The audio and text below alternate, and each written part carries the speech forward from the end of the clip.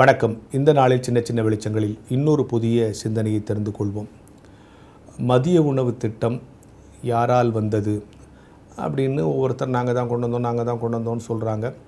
காமராஜர் தான் அதற்கு மூல காரணம்னு சொன்னாங்க. காமராஜருக்கு முன்னாலேயும் சிங்காரவேலர் என்கிற ஒருவர் தான் இதற்கு வித்திட்டவர் என்பது வரலாற்று குறிப்பு. அதுக்கெல்லாம் முன்னாலாம் பார்த்திங்கன்னா ஜீகன்பால்க் அவர்கள் மதிய உணவு திட்டத்தை பள்ளிக்கு வருகிற பிள்ளைகளுக்கு அவரே சமைச்சு போட்டார். எனவே பல்வேறு காலகட்டத்திலே பலர் இருந்தாங்களாலும் 1958 இந்த திட்டம் மிக சிறப்பாக இருந்ததற்கு காமராஜருடைய உழைப்பும் அர்ப்பணிப்பும் பின்னணியாக இருந்தது என்பது உண்மை.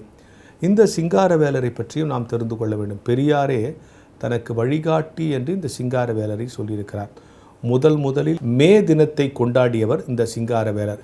இவரை சிந்தனை சிற்பி சிங்காரவேலர்னு சொல்லுவாங்க. சென்னை கடற்கரையில் ஒரு மீனவ குடும்பத்தில் 1860 பிப்ரவரி மாதம் 18ஆம் தேதி இவர் பிறந்தார்.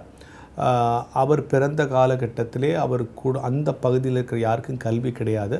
ஆனால் பிரிட்டிஷார்கள் நடத்திய பள்ளிக்கூடத்தில் அங்கே போய் வாசல்லையே நின்று அந்த பாடத்தை கற்றுக்கொள்வதற்கு சிறப்பு அனுமதி பெற்றார். ஏன்னா பிரிட்டிஷ்காரங்களுக்கு மீன் தேவை. அதை இவங்க அப்பா கொடுத்ததுனால இவருடைய வேண்டுகோளுக்கு என்னங்க என் பையன் படிக்கணும்னு ரொம்ப ஆசைப்படுறான்னு சொல்லிட்டு வகுப்பறைக்கு வெளியே நின்று பாடத்தை படித்தவர் என்பது அவருடைய வரலாற்றிலிருந்து நாம் அறிய முடிகிற ஒரு தகவல். அப்படி வகுப்பறைக்கு வெளியே நின்று படித்து மாகாணத்திலேயே முதல் மாணவனாக தேறி பிறகு மாநில கல்லூரியிலே படித்து பிறகு சட்டம் படித்தார் என்றெல்லாம் அவருடைய வாழ்க்கை வரலாறு போய்கொண்டே இருக்கிறது. 1917 பாலகங்காதர திலகர் ஹோம் ரூல் இயக்கத்தை உருவாக்கிய போது இவர் அதிலே போய் இணைந்தார். 1919 ஜாலியன் வாலாபாக் படுகொலை நடந்தபோது அதை எதிர்த்து முதல் கண்டன கூட்டமும் போட்டார். காந்தியடிகளை நீங்கள் சுதந்திர போராட்டத்திற்கு வர வேண்டும் என்று வரவேற்பு கொடுத்த பலரில் இவரும் ஒருவர் என்பது வரலாற்று குறிப்பு சொல்லுகிறது. அவர் மே தினத்தை நடத்திய காரணத்தினால் வெள்ளைக்காரர்கள் அவர் மேல் கோபம் வந்து அவரை ஏதோ ஒரு குற்றச்சாட்டு சொல்லி அவரை சிறையில் அடைச்சாங்க. அப்படி அவர் சிறை சென்ற போது அவர் வீட்டை வெள்ளைக்காரர்கள் சோதனையிட்ட போது அதில் 20,000 நூல்கள் அவர் வச்சுருந்தாராம். 20,000 நூல்கள் வச்சுருந்ததோடு இல்லாமல் அவர் வீட்டையே பகிரங்கமாக எடுத்துக்கிட்டு அந்த வெலிங்டன் பிரபு தன்னுடைய மனைவி பெயரில் அதை வெலிங்டன் சீமாட்டி கல்வி நிலையமாக மாற்றிட்டாருங்கிற ஒரு துரோக சம்பவமும் நமக்கு தெரிகிறது. அது இன்றைக்கும் நமக்கு அந்த கல்லூரியை பற்றி நாம் அறிகிறோம். மேலும் தொழிற்சாலைகள் நடத்துகிற இடத்தில் தொழிற்சங்கங்கள் இருக்கணும்.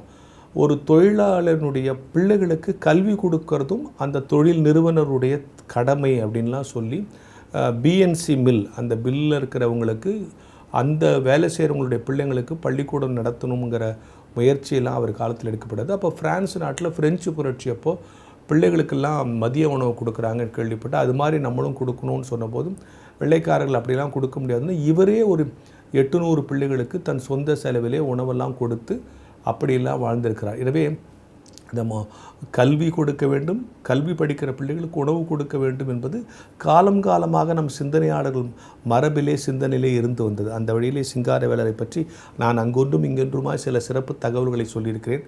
அவருடைய வரலாற்றை நீங்கள் எடுத்து படித்து பாருங்கள். ஆச்சரியமான ஒரு வரலாறு. அவர் மாநகராட்சியிலே உறுப்பினராக இருந்து பல்வேறு காரியங்களை சாதித்திருக்கிறார்.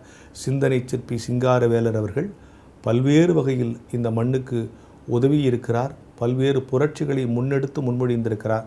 அப்படிப்பட்ட தலைவர்களை தெரிந்து கொண்டு இந்த நாளை தொடங்குவோம்.